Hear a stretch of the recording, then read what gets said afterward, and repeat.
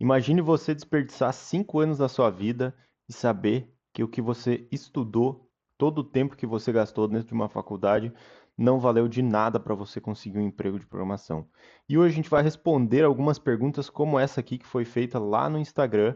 Então fique aqui, deixe seu like e se inscreva no canal. Qual é a primeira pergunta que a gente tem aí? Bom, vamos lá. Eu vou falar da minha experiência porque eu não sei de todo mundo, né? Eu vou falar como eu cheguei lá na gringa. Eu fazia a faculdade de ciência da computação desde o ano de 2014 e no ano de 2020 eu já havia trancado a faculdade porque, na minha visão, aquilo ali não estava me agregando em nada para conseguir nenhum tipo de vaga para o mercado de TI, mas eu consegui uma vaga de faculdade, de emprego, de estágio, de acordo com a minha faculdade. E a partir daí eu comecei a ver dentro dessa empresa que nada, absolutamente nada, a não ser alguns conceitos básicos de programação que me foi é, dado na faculdade, era a única maneira e a única coisa que era útil para eu conseguir programar. Então, tendo isso em vista, eu tranquei a faculdade lá no ano de 2018 por conta de ver como é que funcionava realmente o mercado de TI, as empresas, e eu vi que o que eu estava aprendendo na faculdade não estava me adiantando de nada, tá? Depois de um tempo que eu consegui a minha primeira vaga na gringa, nunca me pediram nenhum tipo de diploma, só me pediam a minha experiência. Eu diria que não é de nenhuma relevância para empresas americanas que você tenha graduação, a não ser que você esteja indo fazer um visto, alguma coisa desse tipo. Mas o único ponto de americanos contratarem não é uma questão acadêmica. Se fosse por isso, nos Estados Unidos tem muitos acadêmicos lá e muitos renomados e tudo mais. A única questão para gringos contratarem brasileiros ou indianos ou pessoas de outros países é o custo. O custo é o que mais importa para empresas da gringa te contratarem. Então, levando isso em consideração, eu acho, na minha opinião, que não importa de absolutamente nada você ter uma faculdade para entrar numa empresa gringa.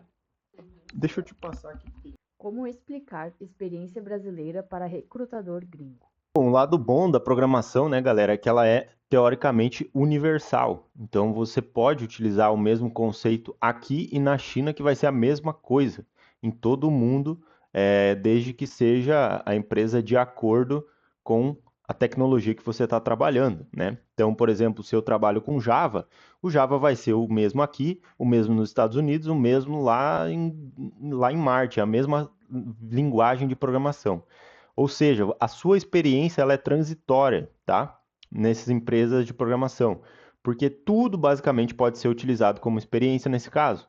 Logo, você pode explicar muito facilmente as suas experiências, tendo feito elas aqui no Brasil, para profissionais de fora que eles vão entender. A única questão é como que você vai passar isso para o profissional que está te recrutando, né? Então você precisa ter é, um certo nível de fluência na explicação que você vai fazer. A pessoa precisa entender o que você está falando. Esse é o ponto mais principal para você conseguir uma vaga na gringa, tá? Agora falando sobre salário em dólar. O que falar quando perguntam sua pretensão salarial e como negociar esse salário em dólar? Bom, a primeira coisa que você vai ter que levar em consideração quando você está negociando uma oportunidade em dólar é ter o feeling do mercado. Como é que você sabe o feeling do mercado? Basicamente fazendo entrevistas e perguntando antes de você ir para a entrevista qual é o budget proposto para aquela vaga, tá?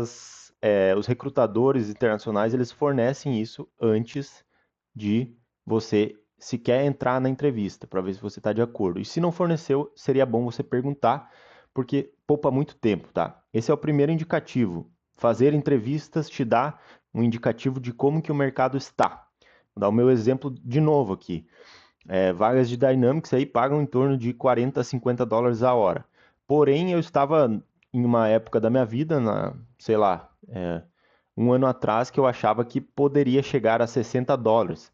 Só que eu não conseguia avançar em nenhuma das empresas. Então eu comecei a perceber que eu teria que baixar a minha pretensão. Então eu baixei aí em torno de 40, 30 dólares, 35 dólares na época.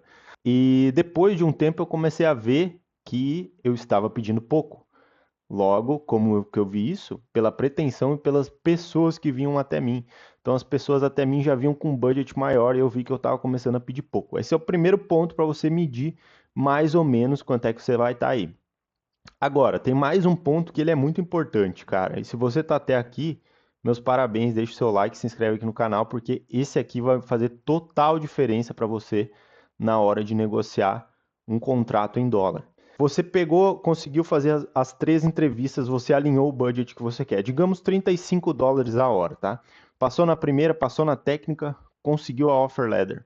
Como que você aumenta esse valor? Bom, agora, nesse momento, a vantagem está com você, porque a empresa que te recrutou, ela depende de você aceitar ou não a vaga para ela conseguir ganhar dinheiro, e não mais o contrário, tá? Então, se você está com uma vantagem nesse negócio, você tem o direito de negociar e pedir mais. Como que eu utilizo? Eu sempre faço múltiplas entrevistas junto, tá, galera?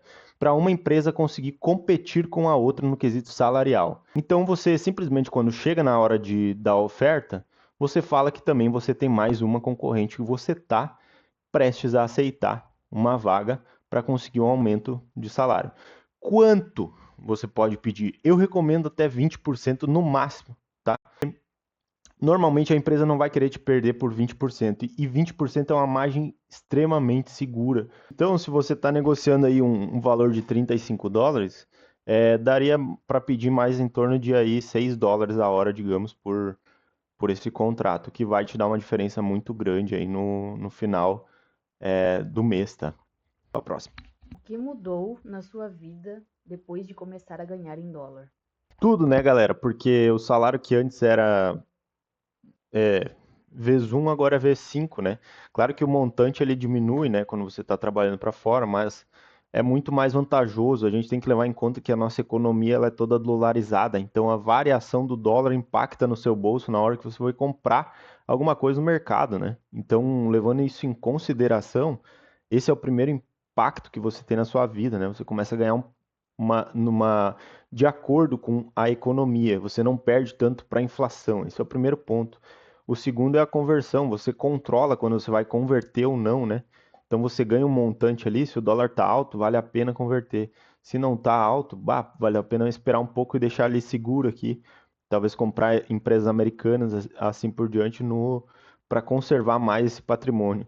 Sem contar no longo prazo, o lucro que você tem de uma empresa brasileira versus uma empresa americana é muito grande, cara. Imagina você ganhando $5.000 ou R$ 15.000 por mês. Isso é uma diferença de 10 mil por 12 meses, cara. Isso aí é R$ 120.000, por exemplo, por ano que você pode ter de lucratividade, simplesmente fazendo esse switch para ganhar em dólar, tá? Tendo o mesmo conhecimento, a mesma experiência, trabalhando até um pouco melhor, eu diria, tendo uma qualidade de vida melhor e ganhando mais. Depois, cara, 2022 para cá, a vida realmente mudou muito nesse patamar financeiro para mim, justamente por conta disso, tá? Então, cara, todos esses pontos eu levo em consideração sempre para passar o conteúdo para vocês aqui. E para fechar, o que faria hoje de diferente se Não, não, não. E para fechar, o que você faria de diferente se você começasse hoje? Cara, a primeira coisa que eu faria, eu acredito que seria ter estudado inglês diretamente. Não só entender que não adianta nada tu saber tudo, por exemplo, quando tu é um programador, você sabe muita coisa, mas ninguém sabe que você sabe, a não ser os seus colegas de trabalho. Isso precisa ser divulgado, as pessoas precisam ver que você está fazendo as coisas. E é só assim que você vai crescer financeiramente. Então, estudaria inglês de primeira junto, para conseguir já ter esse entendimento que em algum momento eu vou conseguir aplicar para uma vaga de fora e ganhar muito mais rápido. E o segundo ponto, eu trabalharia muito mais no meu perfil de divulgação para as outras pessoas verem.